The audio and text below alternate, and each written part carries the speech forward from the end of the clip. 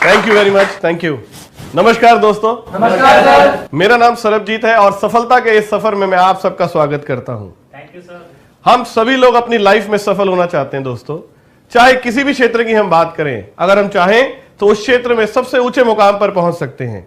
मेरे इस सेशन को आप सिर्फ इसलिए नहीं सुनिए कि आपको कुछ अच्छी बातें मिल जाए ताकि आप दूसरों को कह सकें। इस सेशन का आपको असली फायदा तब होगा दोस्तों जब आप इस सेशन में कही गई बातों को अपने जीवन में उतारेंगे, यानी कि जब आपके अंदर एक ट्रांसफॉर्मेशन आएगी। So are you ready for this session? Yes और no? Yes sir. Very good. किसी भी आदमी की सफलता के सफर में जो उसका सबसे पहला कदम है वो है उस आदमी की सोच। एक आदमी की सफलता की कहानी में उसकी सोच का बहुत अहम रोल होता है, because the most powerful thing in this world is thought. दुनिया में सबसे ताकतवर चीज अगर कोई है तो वो है सोच, क्योंकि इस दुनिया में जितनी भी बड़ी घटनाएं घटती हैं, जितने भी आविष्कार हुए हैं, जितनी भी सफल कंपनी हुई हैं, वो किसी सोच का ही यथार्थ रूप है दोस्तों। हवाई जहाज जो आसमान में उड़ रहा है सबसे पहले कहां बना? वो राइट ब्रदर्स के दिमाग में बना दोस्तों। राइट ब्रदर्स ने सबसे पहले सोचा कि कोई मशीन बनाई जाए जो आकाश में उड़ सके। उसके बाद उन्होंने उस पर काम करना शुरू किया। तो पहली चीज क्या है दोस्तों? सोच। अगर उन्होंने सोचा ही नहीं होता तो वह इस पर काम भी नहीं करते, क्योंकि किसी भी काम को करने के लिए जो सबसे पहली चीज होती है दोस्तों वो है सोच। दुनिया में जो कुछ भी बड़े से बड़ा हुआ है वो किसी ना किसी की सोच का नतीजा है। यहां तक कि हमारे जीवन में होने वाली छोटी छोटी घटना भी हमारी सोच का ही नतीजा होती है दोस्तों। आप अगर कोई डॉक्टर हैं तो पहले आपने सोचा कि मुझे डॉक्टर बनना है। अगर आप कोई गायक हैं तो पहले आपने सोचा कि मुझे गायक बनना है। आप में से बहुत सारे लोग शादीशुदा होंगे यहां पर। पहले सोचा होगा कि मुझे शादी करनी है, उसके बाद एक अच्छी लड़की देखी होगी, फिर शादी हुई होगी। उस शादी से पहले क्या था दोस्तों? सोच। ऐसा तो हो ही नहीं सकता कि आपने सोचा नहीं और शादी हो जाए। अगर आपने कुछ सोचा नहीं वो हो ही नहीं सकता कि घटित हो जाए। ठीक इसी तरह से अगर आप अमीर बनना चाहते हैं तो पहले ठीक से सोचिए कि आप अमीर बनना चाहते हैं। यहां आपने ठीक सुना, मैंने यही कहा, पहले सोचिए कि आप अमीर बनना चाहते हैं, क्योंकि हम सोचते ही नहीं हैं। एक बार मैं दिल्ली के एयरफोर्स ऑडिटोरियम में लाइव प्रेजेंटेशन लिख रहा था दोस्तों। उस प्रेजेंटेशन में ज्यादातर लोग एवरेज क्लास से बिलोंग करते थे। मैंने उन लोगों से एक ओपन प्रश्न पूछा, आज से 5 साल बाद आप लोग अपने आप को कहां देखना चाहते हैं? चाहे आप जिस भी क्षेत्र में प्रयास कर रहे हो। तो उस भीड़ में ज्यादातर लोगों के वही आंसर थे जो मैं उम्मीद कर रहा था। वो लोग बड़ा सोच ही नहीं पा रहे थे।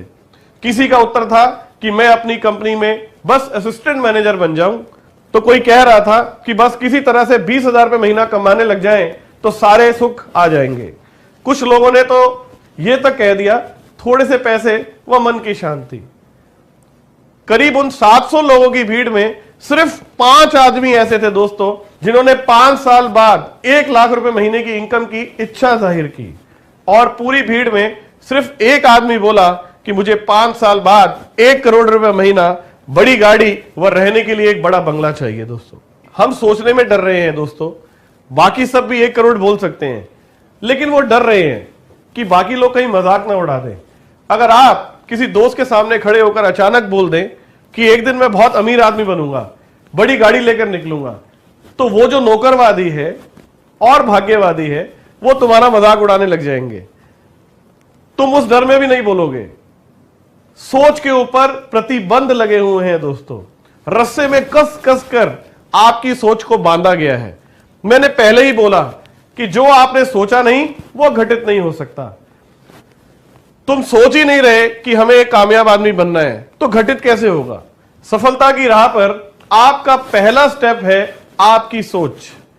अगर हम पहला ही कदम ठीक से नहीं रख रहे तो दूसरे पर कैसे पहुंचेंगे दोस्तों?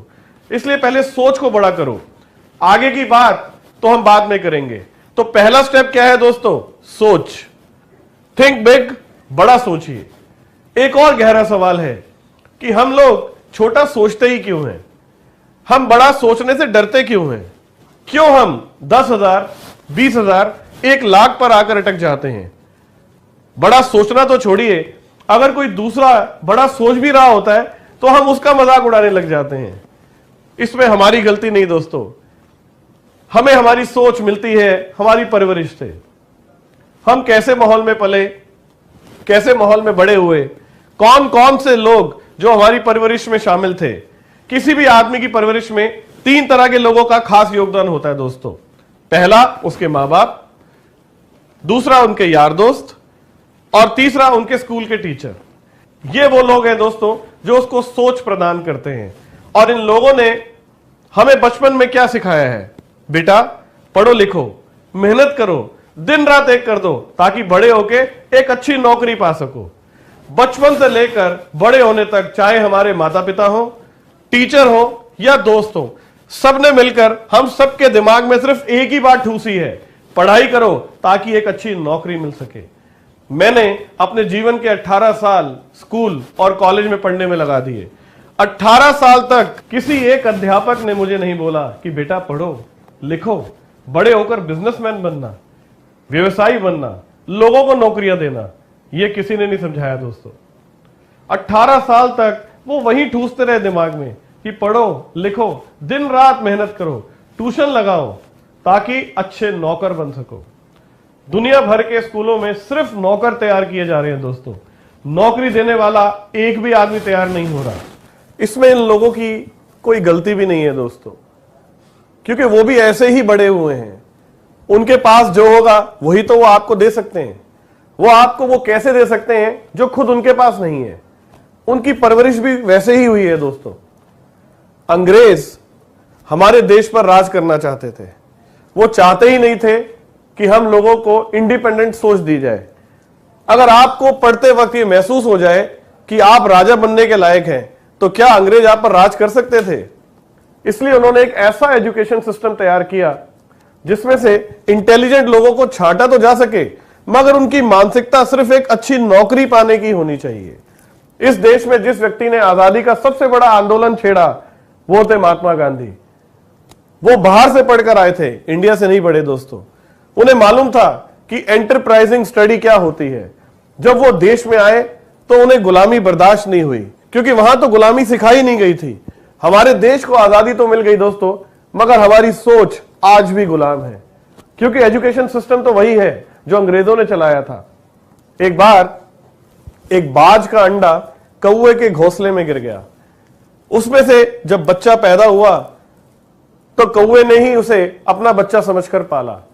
जितनी ऊंचाई तक कौवा उड़ सकता था, उन्होंने उतनी ही ऊंचाई तक उसे उड़ने सिखाया। एक दिन जब बाज के बच्चे ने दूसरे बाज को आकाश में बहुत ऊपर उड़ता हुआ देखा, तो उसने अपनी कौवी मां से कहा, देखो मां, वो भी देखने में मेरे ही जैसा है, पर वो इतना ऊपर कैसे उड़ रहा है? क्या मैं भी उतना ऊंचा उड़ सकता हूं? तब कौवी ने उसे समझाया, नहीं बेटा, ये बड़े लोग हैं, वो ऊंचा उड़ सकते हैं, हम तुम नहीं। और उस बाज के बच्चे ने कभी ऊंची उड़ान भरने की कोशिश भी नहीं की दोस्तों। क्यों? क्योंकि उसकी ऊंची सोच का गला उसकी परवरिश ने घोट दिया। हम आप भी उस बाज के बच्चे की तरह ही है दोस्तों। जब कोई बच्चा अपनी मां से कहता है कि मां, मैं एक दिन बहुत अमीर बनूंगा, मेरे पास गाड़ी होगी, बंगला होगा, तब उसकी मां उसे डांट कर कहती है, चुप कर, हम सर्विस क्लास लोग हैं, हमेशा अपनी चादर देखकर ही पैर पसारने चाहिए, बड़ी बड़ी बातें नहीं करनी चाहिए। क्यों दोस्तों, ऐसा होता है ना? Yes sir. मैं एक बात पूछना चाहता हूं, जो लोग अमीर हैं, बड़े बंगलों में रहते हैं, बड़ी कारों में घूमते हैं, हवाई जहाज में घूमते हैं, वह किस तरह से आपसे अलग है? वही 2 हाथ, 2 पैर, वही शरीर। क्या आप किसी ऐसे आदमी को जानते हैं कि जब वो धरती पर पैदा हुआ तो भगवान ने उसे बड़ी बड़ी फैक्ट्री लगा दी, घर दे दिया, कार दे दी और बोला बेटा यहां से शुरू हो जाओ? हर कहानी जीरो से शुरू होती है दोस्तों। मैं उन लोगों की बात नहीं कह रहा जो अमीर घरों में पैदा होते हैं, मैं मुकेश अंबानी की बात नहीं कह रहा दोस्तों, मैं उनके पिता श्री धीरूभाई अंबानी की बात कर रहा हूं, जो एक गांव में पैदा हुए, जो हमारी और तुम्हारी जितनी ही आयु जिए, लेकिन जाने से पहले 65,000 करोड़ रुपए की सल्तनत छोड़ के गए दोस्तों, जिसने कौवों की तरह जीना पसंद नहीं किया, बल्कि एक बाज की तरह उड़ान भरी। तो अगर आप एक अमीर आदमी बनना चाहते हैं एक सफल आदमी बनना चाहते हैं तो सबसे पहले अपने अंदर की ताकत को पहचानें। आप वो सब कुछ कर सकते हैं जो आप करना चाहते हैं, आप वो सब कुछ पा सकते हैं जो आप पाना चाहते हैं। सबसे पहले अपने पैरामीटर्स तोड़िए और अपनी सोच को बुलंद कीजिए, खुलकर सपने लीजिए। दोस्तों, यकीन करिए, इस धरती पर जो कुछ भी एक आदमी ने दूसरे आदमी के लिए बनाया है, चाहे वो बड़ी बड़ी गाड़ियां हैं, चाहे वो बड़े बड़े बंगले हैं या हवाई जहाज की यात्रा है, उस पर आपका पूरा हक है। बस आगे बढ़कर अपने हक को साबित कीजिए। तो अभी सोचिए कि अगले 5 साल के बाद आपकी इनकम क्या होनी चाहिए। यस, कौन जवाब देगा? 25 लाख रुपए महीना। Very good. सफलता का दूसरा कदम है प्रबल इच्छा। प्रबल इच्छा किसकी? उस सोच को पूरा करने की, उस सोच को अंजाम तक पहुंचाने की, यानी कि 25 लाख रुपए महीने की इच्छा भी 2 तरह की होती है दोस्तों, एक कमजोर इच्छा और दूसरी प्रबल इच्छा। इसे समझने के लिए एक उदाहरण लेते हैं।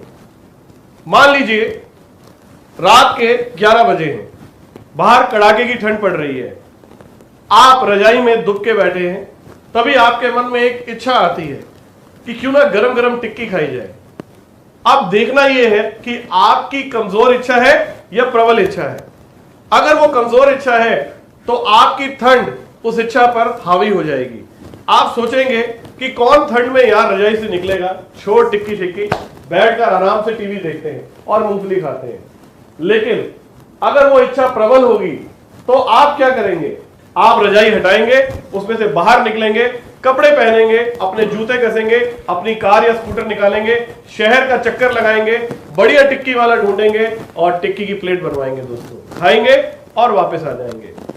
90% लोगों की सोच कमजोर होती है और वो रजाई में ही दुब के रह जाते हैं। मैं आपको छोटी छोटी घटनाओं से सिखाने की कोशिश कर रहा हूं। जब आपके दिल में किसी भी चीज की इच्छा होती है तो उसकी रुकावटों पर फोकस मत किया करें, उस चीज को पाने का फोकस करो। अगर आपने रुकावटों पर फोकस किया, ठंड पर फोकस किया, तो जब पैसा कमाने की बारी आएगी तो भी आप रजाई में ही दुब के रहेंगे दोस्तों। मान लीजिए आपकी इच्छा है कि आज से 5 साल बाद आप 25 लाख रुपए महीना कमाना चाहते हैं, लेकिन क्या यह आपकी प्रबल इच्छा है? नहीं। प्रॉब्लम तब होती है दोस्तों जब आप 25 लाख को एक फिगर मानते हैं। 25 लाख रुपया कुछ नहीं है। आपकी इच्छा 25 लाख के लिए कभी प्रबल नहीं हो सकती। 25 लाख के लिए आपकी इच्छा तब प्रबल होगी जब आप इसे महसूस करेंगे कि 25 लाख रुपया चीज क्या है, क्या मिलने वाला है। महसूस करो एक 5000 गज की जगह में एक बड़ा सा बंगला हो आपका, जिसमें आगे पीछे लॉन हो, स्विमिंग पूल हो, आपका अपना जिम हो, 5 कमरे हो, वह एक बड़ा सा ड्राइंग रूम हो, आपके माता पिता के लिए एक मंदिर अलग से बना हुआ हो, बच्चों के लिए खेल का हर एक सामान हो, 4-5 लंबी गाड़ियां हो, एक आपके मम्मी पापा के लिए मंदिर ले जाने के लिए, एक गाड़ी बच्चों को स्कूल से लाने व ले जाने के लिए, एक आपकी वाइफ के लिए। इन सभी गाड़ियों के लिए सफेद पोर्श ड्राइवर हो। आपके घर की हर चीज, चाहे वो दीवारें हो, फर्श हो या घर में सजा कीमती फर्नीचर हो, सब कुछ बहुत साफ सुथरा व शीशे की तरह चमक रहा हो। उस बंगले में 6-7 नौकर हो, गेट के बाहर सिक्योरिटी गार्ड खड़े हो। आपके पास पैसों के साथ साथ अपने परिवार के साथ बिताने के लिए वक्त भी होना चाहिए, ताकि हर महीने आप अपने परिवार के साथ घूमने जा सकें। दुनिया की हर चीज आपके पास हो। जब बच्चे किसी चीज पर हाथ रख दे तो आपको यह ना सोचना पड़े कि आपके पास कितना पैसा है, क्योंकि आप जानते हैं कि आपके पास पैसा है, क्योंकि आपके पास मनी फ्रीडम है और टाइम फ्रीडम दोनों है दोस्तों। ये सारी स्टेज कब आएगी? जब आप कम से कम 25 लाख रुपए महीने का कमा रहे होंगे।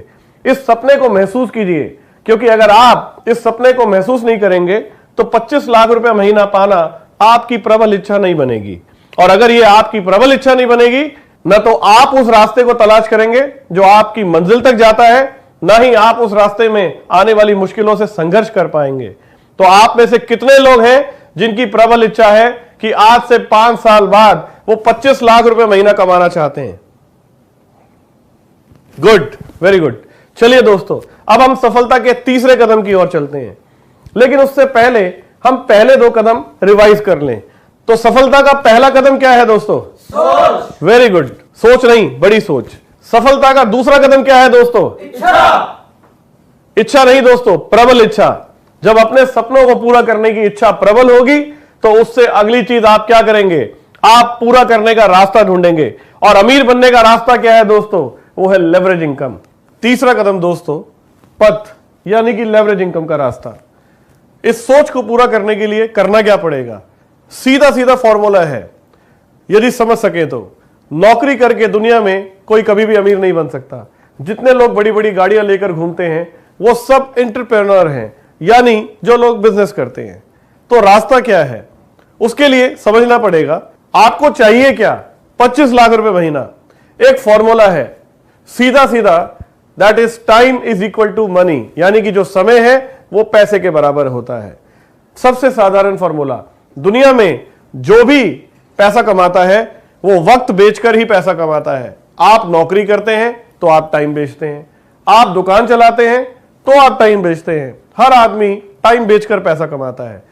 खाली बैठकर पैसा कमा सकते हैं आप? नहीं कमा सकते।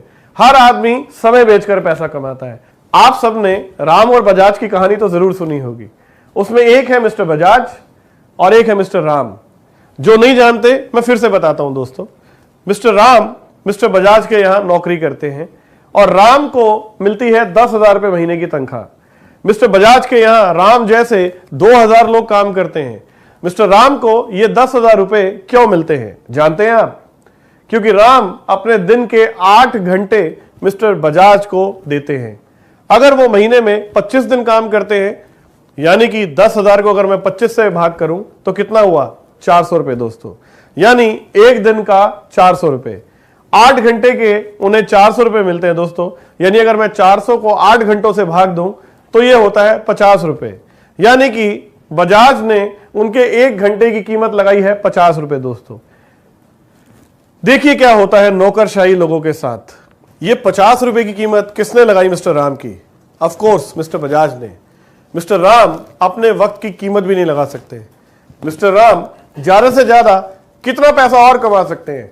अगर वो 24 घंटे के 24 घंटे भी काम करें तो भी 1200 रुपए कमा सकते हैं और महीने का 36,000 रुपए कमा सकते हैं दोस्तों। 25 लाख की तो बात ही नहीं आती, वो तो लाख पर भी नहीं पहुंच पाते। अब जरा मिस्टर बजाज से मिलते हैं। मिस्टर बजाज मिस्टर राम को 10,000 रुपए महीना कब देंगे? जब मिस्टर राम उन्हें कम से कम 20,000 रुपए कमा के देंगे। गलत तो नहीं कह रहा मैं दोस्तों? नहीं सर। यानी कि यह बात ऐसे भी समझी जा सकती है कि अगर मिस्टर राम दिन में 8 घंटे काम करते हैं तो 4 घंटे अपने लिए और 4 घंटे मिस्टर बजाज के लिए। मिस्टर राम जैसे 2,000 लोग काम करते हैं और औसतन हर आदमी बजाज के लिए 4-4 घंटे काम करता है, तो मिस्टर बजाज के लिए एक दिन में 8,000 घंटे काम होता है दोस्तों। अगर हर घंटे का मिस्टर बजाज को भी 50 रुपए मिलता हो तो मिस्टर बजाज 4 लाख रुपए एक दिन का कमाते हैं। इसलिए मिस्टर राम दिल्ली के एक फ्लैट में रहते हैं और दिन रात स्कूटर पर आते जाते हैं। उनके बच्चे सरकारी स्कूलों में पढ़ते हैं और मिस्टर बजाज बड़े से बंगले में रहते हैं और बड़ी गाड़ियों में घूमते हैं। साधारण सा फॉर्मूला है दोस्तों कि समय ही पैसा है। मिस्टर राम के समय के बैंक में सिर्फ 4 घंटे हैं और मिस्टर बजाज के समय के बैंक में रोज 8,000 घंटे हैं दोस्तों। समझ रहे हैं आप? Yes sir. यानी रास्ता क्या है कि अगर आप अमीर बनना चाहते हैं, अगर आप पैसा कमाना चाहते हैं तो सीधे से पहला रास्ता यह है कि कोई ऐसा काम करो जहां आपका टाइम मल्टीप्लाई हो सके। ऐसा कोई काम जिसमें टाइम मल्टीप्लाई नहीं हो रहा, उसमें आप अमीर बनने का ख्वाब छोड़ दीजिए दोस्तों। जो मिल रहा है उससे सिर्फ जिंदगी काट सकते हैं। 25 लाख के लिए कौन सा रास्ता होगा? कोई ऐसा काम हो जिसमें बहुत सारे लोग आपके लिए काम करें और आपके टाइम को मल्टीप्लाई करें। जितने ज्यादा लोग होंगे, जितना ज्यादा आपका टाइम मल्टीप्लाई होगा, उतना ही ज्यादा आप पैसा कमाएंगे। तो चौथा कदम है दोस्तों विकल्प यानी कि ऑप्शन, और वो विकल्प है ग्लेस। अब बात करते हैं विकल्प की यानी कि ऑप्शन की। हमारे पास विकल्प क्या है? मैं गरीब घर में पैदा हुआ दोस्तों। सरकारी स्कूल से मैंने अपनी पढ़ाई पूरी की। अपनी फीस देने के लिए मुझे ट्यूशन भी पढ़ाना पड़ता था। आज से करीब 5.5 साल पहले दिल्ली में हम 7 लोग एक कमरे के मकान में किराए पर रहते थे दोस्तों, और वो भी एक ऐसी जगह जहां किराया सस्ता होता था। मेरे पास पैसे नहीं थे लेकिन मैं मेहनती बहुत था। लेकिन मेरे पास पैसा नहीं था। अगर आज की तारीख में हमें मिस्टर बजाज की तरह कोई ऐसा काम करना हो जिसमें बहुत सारे लोग हमारे लिए काम कर सके, वो लेवरेज इनकम जनरेट कर सकें, तो उसके लिए हमारी जेब में करोड़ रुपया होना चाहिए दोस्तों। साथ ही उस काम का एक्सपीरियंस भी होना चाहिए। यस और नो? Yes sir. तो ऐसे में हम जैसे लोग क्या करें? आप में से कोई है जिसके पास 1 या 2 करोड़ रुपए है? No sir. होता तो आप यहां क्यों आते? आप अपना काम खुद कर रहे होते।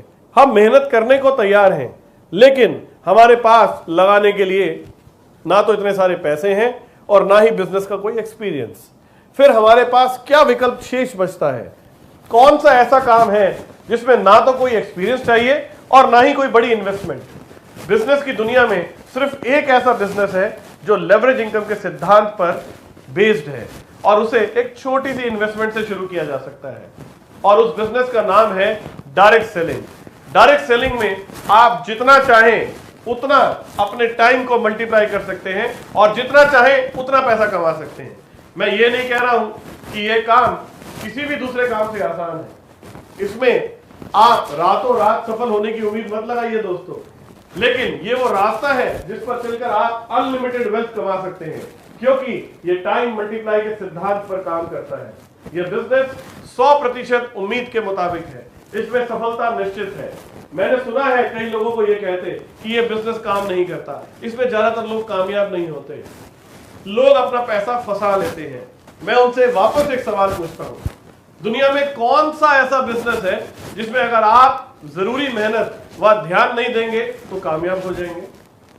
उनमें से 90% लोग कामयाब हो जाते हैं जो इस बिजनेस को सीख कर, समझ कर, पूरी मेहनत और लगन से करते हैं, क्योंकि ज्यादातर लोग इस बिजनेस को करना पसंद करते हैं। इस बिजनेस में ज्यादातर वो लोग कामयाब नहीं होते दोस्तों जो इस बिजनेस को बिजनेस की तरह लेते ही नहीं है। वो इस बिजनेस में इस एटीट्यूड से काम करते हैं कि चल यार एक चांस है, लेकर देख लेते हैं, अगर क्लिक कर गया तो भी ठीक है, नहीं हुआ अपना काम तो है ही। ना तो वो इस इंडस्ट्री को ना इसके पोटेंशियल को समझने का वक्त देते हैं, इसलिए उनका विजन भी क्लियर नहीं होता। वो 2-4 गेस्ट लेकर तो आते हैं, पर अगर उनमें से कोई बिजनेस शुरू नहीं करता, अपनी होम शॉप नहीं खोलता या कोई नेगेटिव हो जाता है दोस्तों, तो वो बिजनेस से क्विट कर जाते हैं और उसके बाद बाहर जाकर लोगों से कहने लगते हैं कि ये बिजनेस काम नहीं करता। ठीक उन विद्यार्थी की तरह जो खुद मेहनत ना करने की वजह से फेल हो जाते हैं और सारा दोष स्कूल और अध्यापकों पर मंड देते हैं। आपको कोई बहुत रेयर डिस्ट्रीब्यूटर मिलेगा जो कहे कि मैं 2 साल से लगातार ग्लेज बिजनेस में मेहनत कर रहा हूं और मैं कहीं पर भी नहीं पहुंचा। बाहर अगर हम एक दुकान खोलते हैं तो उसमें हजारों रुपए लगा देते हैं दोस्तों। अगर 4 दिन ग्राहक नहीं आएगा तो क्या हम दुकान बंद कर देंगे? नहीं सर। बिल्कुल ठीक, हम उस दुकान को चलाने में पूरी जान लगा देंगे। यहां भी जो लोग इस बिजनेस में कामयाब होने के लिए अपनी पूरी ईमानदारी के साथ, मेहनत के साथ काम करते हैं, वो जरूर कामयाब होते हैं दोस्तों। लेकिन जैसा कि मैंने पहले भी कहा, ऐसा तभी होगा जब हमें इस इंडस्ट्री और ग्लेज पर विश्वास होगा। और यही सफलता की राह पर 5वां कदम भी है दोस्तों, यानी कि विश्वास, यानी कि फेथ। यह है टर्निंग पॉइंट आपका।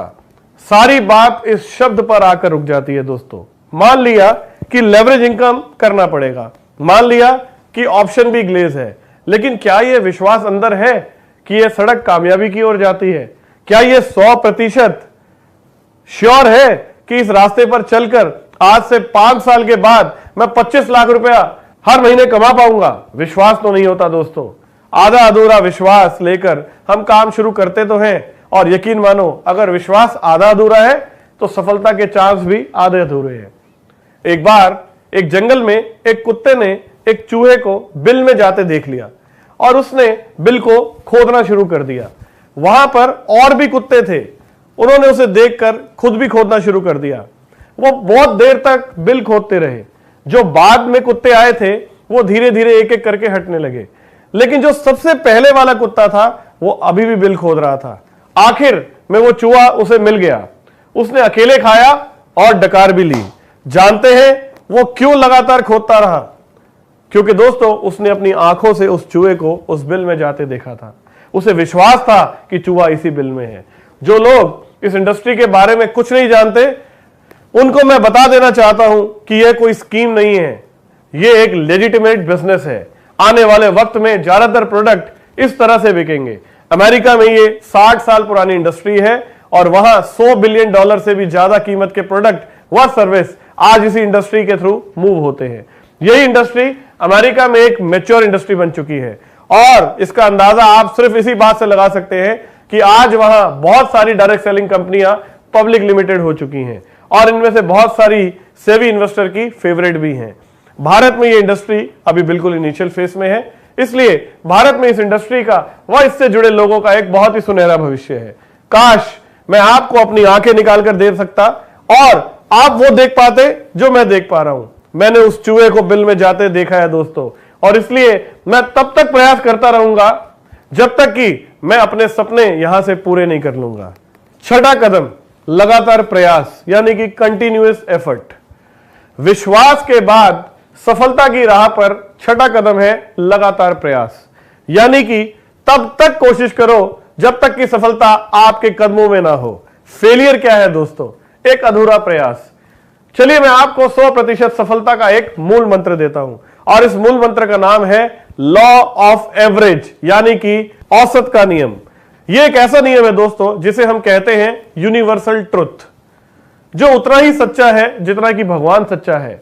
इस नियम पर शक करने का मतलब है भगवान पर शक करना, क्योंकि इस नियम का आधार ही यही है कि भगवान ने इस धरती पर हर तरह के इंसान पैदा किए हैं, हर तरह के इंसान इस धरती पर मौजूद है। औसत का नियम भी यही कहता है, आप जिस तरह का भी इंसान ढूंढना चाहते हैं वह इस धरती पर है, पर उसका एक औसत है।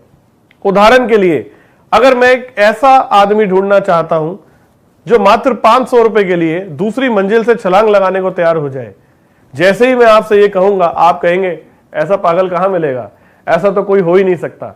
लेकिन औसत का नियम यह कहता है दोस्तों कि ऐसा एक नहीं, ऐसे बहुत सारे लोग होंगे, लेकिन उन्हें ढूंढने का एक औसत है। शायद वो औसत हो सकता है कि 5000 में कोई एक हो।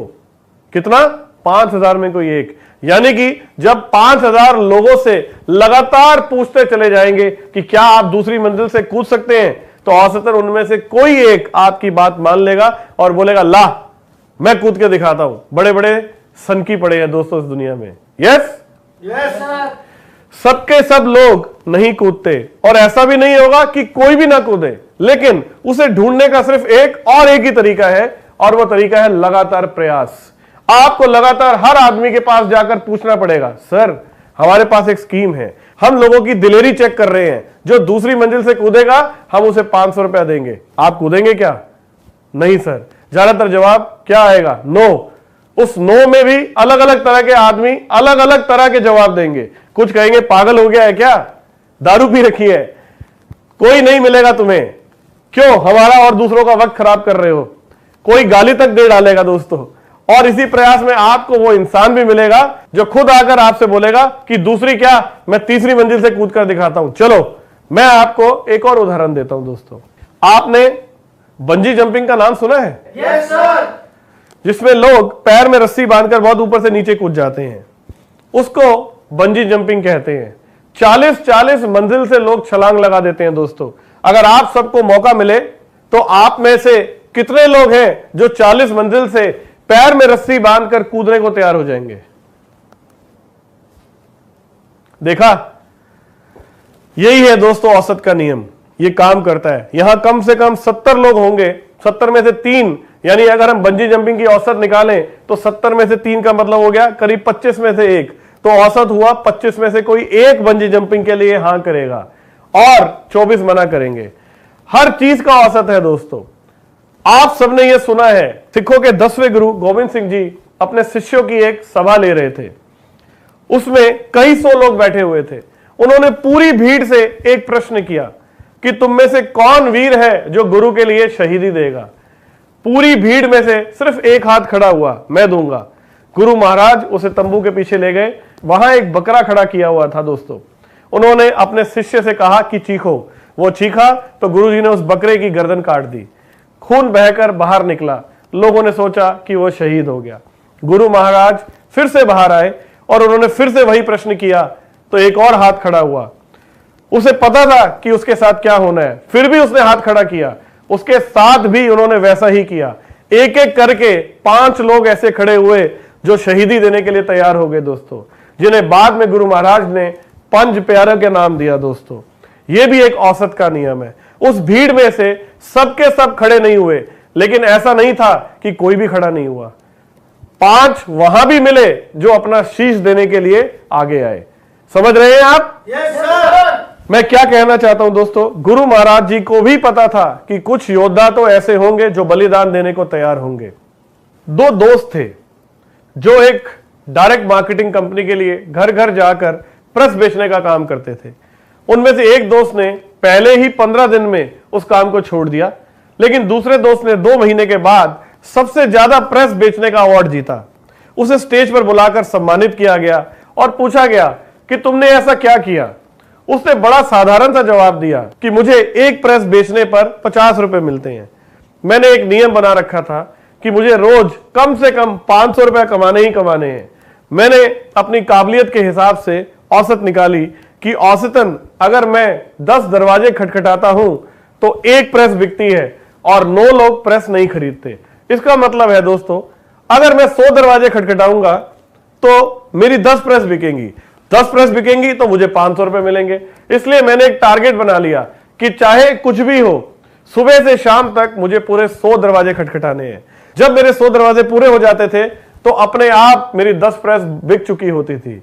मुझे उन 9 दरवाजों से कोई फर्क नहीं पड़ता था कि वो लोग क्या बोलते थे, क्योंकि उसमें हर तरह के इंसान मिलते थे।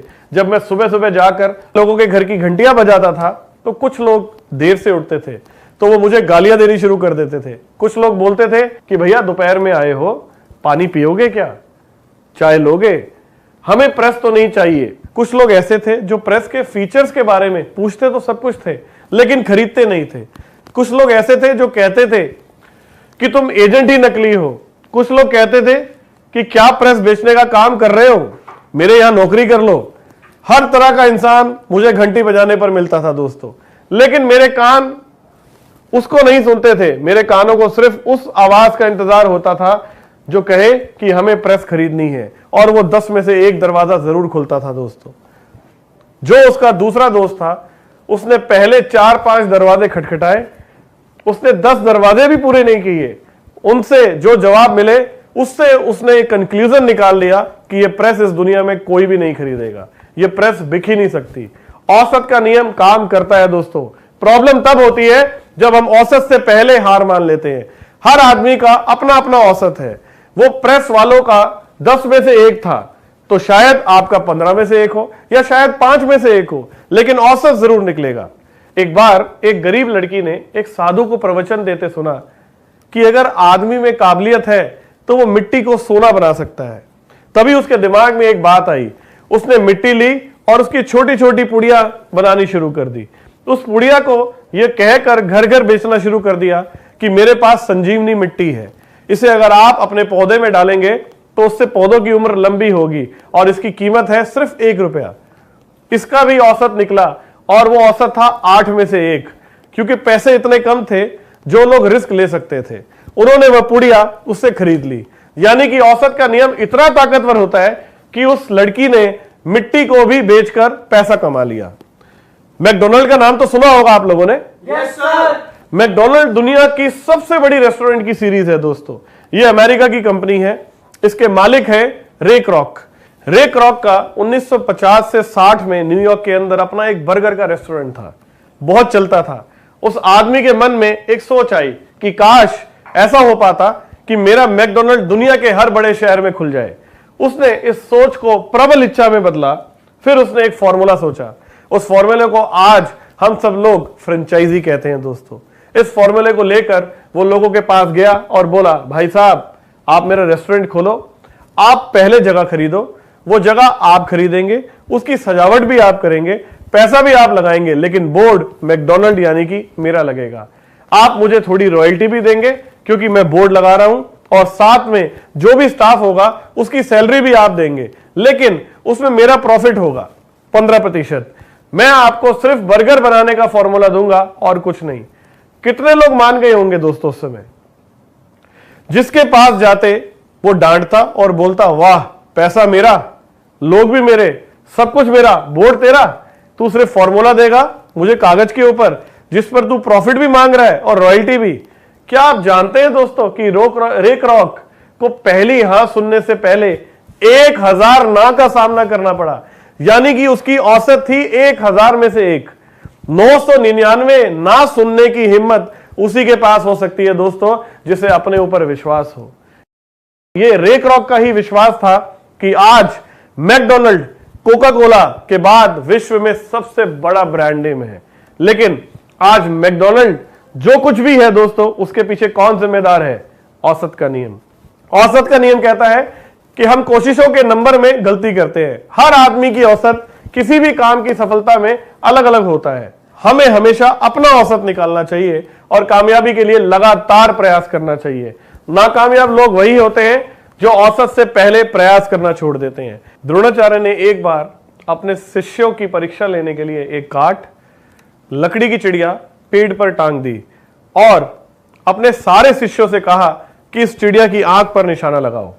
जब उन्होंने अपने सभी शिष्यों से पूछा कि तुम्हें क्या नजर आ रहा है, तो किसी ने बोला मुझे आसमान दिखाई दे रहा है, पेड़ के पत्ते नजर आ रहे हैं, पंख नजर आ रहे हैं। जब अर्जुन से पूछा गया तो उसने कहा मुझे सिर्फ चिड़िया की आंख नजर आ रही है। बात बड़ी साधारण सी थी दोस्तों, लेकिन गहरी। जरा समझना, तीर अगर इस चिड़िया की आंख पर लगा तो वो सफल हो गया, यानी कि सक्सेस। अगर इस आंख से एक सूत भी इधर या इधर लगा तो वो है फेलियर। कहने का मतलब है कि सफलता एक छोटी सी जगह पर केंद्रित होती है। इस छोटी सी जगह को छोड़कर बाकी सब कुछ है, वो क्या है? वो है फेलियर दोस्तों। उस आंख के अलावा तीर कहीं भी लगे वो फेलियर है। यही तो औसत का नियम कहता है। अगर औसत का नियम आपको मालूम है तो यह बिजनेस 100% प्रेडिक्टेबल है दोस्तों। इस बिजनेस की 100% भविष्यवाणी की जा सकती है। सिर्फ आपको ईमानदारी से अपने औसत निकालने होंगे। चलिए देखते हैं कि किस तरह औसत के नियम की मदद से हम ये प्रेडिक्ट कर सकते हैं कि 5 साल बाद हम कैसे 25 लाख रुपए महीना कमा रहे होंगे। 7वां कदम, ग्लेज। हमारा टारगेट है 25 लाख रुपए प्रति माह। 25 लाख रुपए का चेक आप जानते हैं आपका कब आएगा?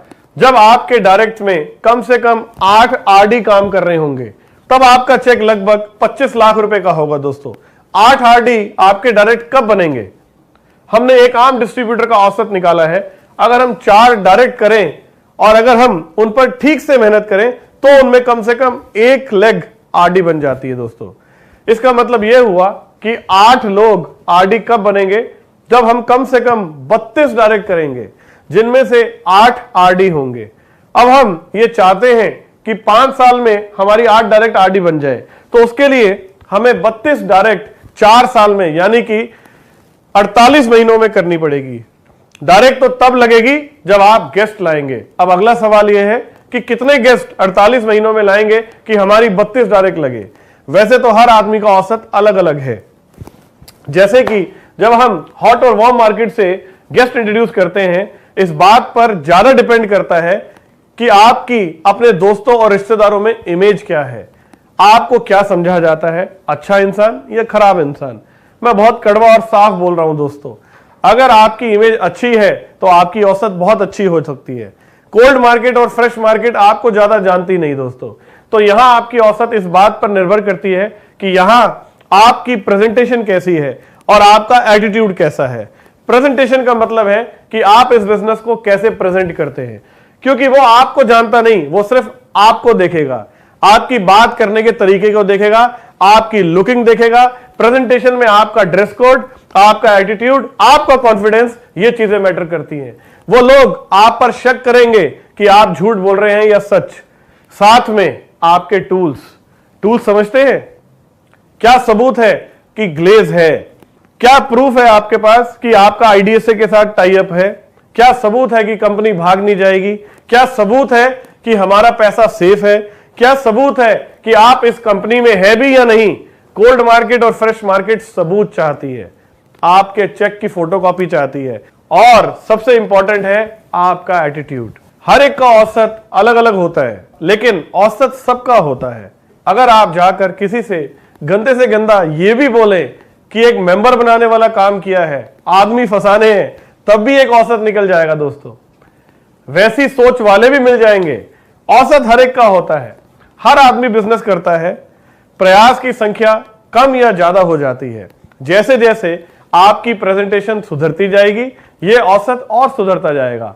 अभी 15 में से 1 है, फिर 5 में से 1 भी आ जाएगा दोस्तों। मेरा औसत तो और भी शानदार होता है दोस्तों, मैं 4 में से 2 की होम शॉप खुलवा ही देता हूं। समझ रहे हैं कि मैं क्या कहना चाहता हूं? Yes yes sir. ये तो मैंने आपको समझाने के लिए बताया।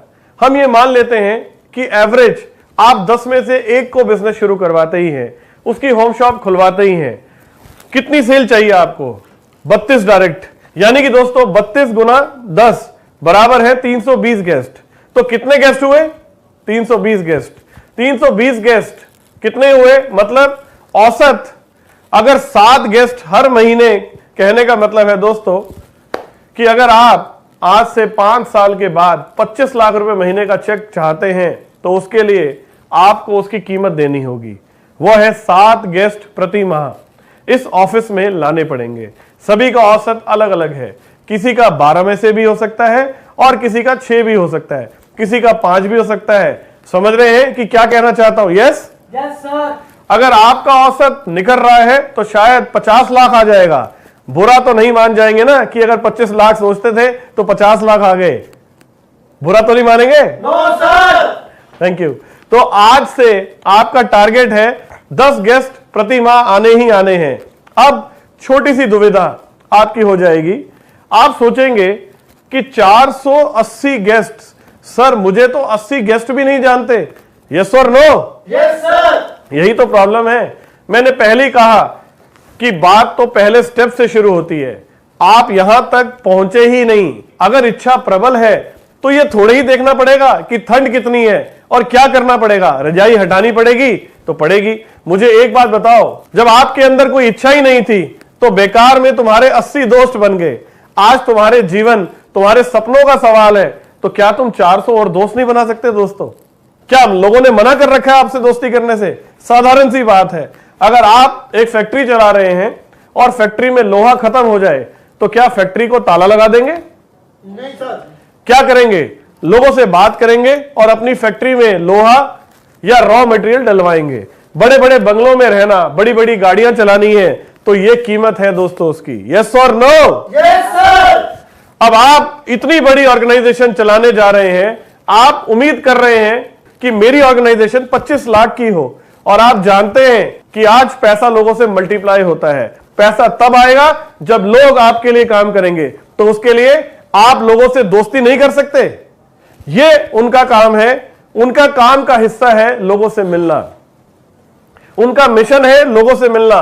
बचे हुए वक्त में आपके एक दिन में 24 घंटे हैं, 2 घंटे बहुत है लोगों से मिलने के लिए। अब सवाल यह है कि लोग मिलेंगे कहां? बात वही है कि जब सोच आती है तो रास्ता भी आता है। कहां मिलेंगे लोग? सुबह सुबह सब खाली होते हैं। कोई मंदिर में पहुंचा होता है, कोई पार्क में पहुंचा होता है, कोई जिम में कसरत कर रहा होता है। समझ रहे हैं ना आप? कोई धर्म सभा में बैठा होता है, कुछ लेडीज किटी पार्टी कर रही होती हैं। कितने खाली हैं लोग हमारे देश में, आपको तो मालूम ही है। अगर आपकी इच्छा है तो आप उन्हें ढूंढ सकते हैं। अगर आपकी इच्छा प्रबल है तो सुबह उठना ही पड़ेगा। मैं प्रैक्टिकल आपको बताता हूं दोस्तों, हमारा सपना है 25 लाख रुपए का। मैं सुबह पार्क से वापस आ रहा था, वहां आईसीआईसीआई बैंक के कुछ लड़के लड़कियां खड़े थे। उन्होंने आईसीआईसीआई की कैंप लगाई हुई थी।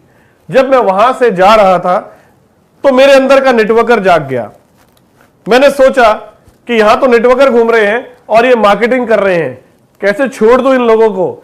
मैं उनके पास गया और मैंने उनसे बात करनी शुरू की। हेलो फ्रेंड्स, आप लोग आईसीआईसीआई की मार्केटिंग कर रहे हैं, मुझे आप लोग एक्टिव लग रहे हैं।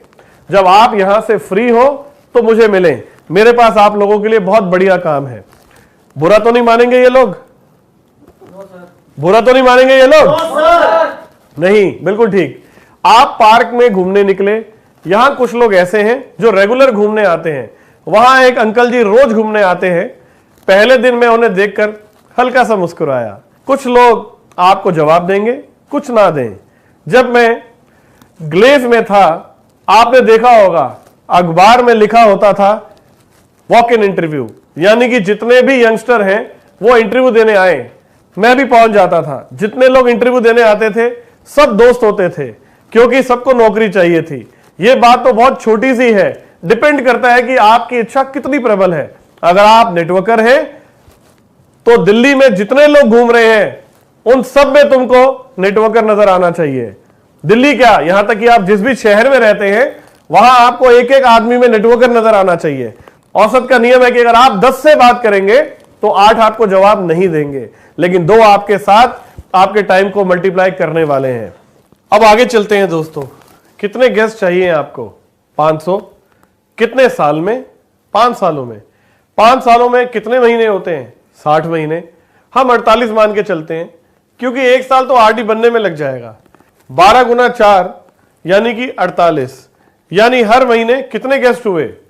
अगर आप 10 लाते हैं तो 4 पॉजिटिव होंगे। अगर आप नेटवर्कर हैं और किसी भी लेवल पर है, और अगर इस महीने आपके 10 गेस्ट ऑफिस में नहीं पहुंचते हैं तो आप नेटवर्कर नहीं है दोस्तों। आप अपने सपनों से खिलवाड़ कर रहे हैं। आपको ये गेस्ट लाने ही लाने हैं, और ये भी ध्यान रखिए कि पीछे बैंक खाली नहीं होना चाहिए।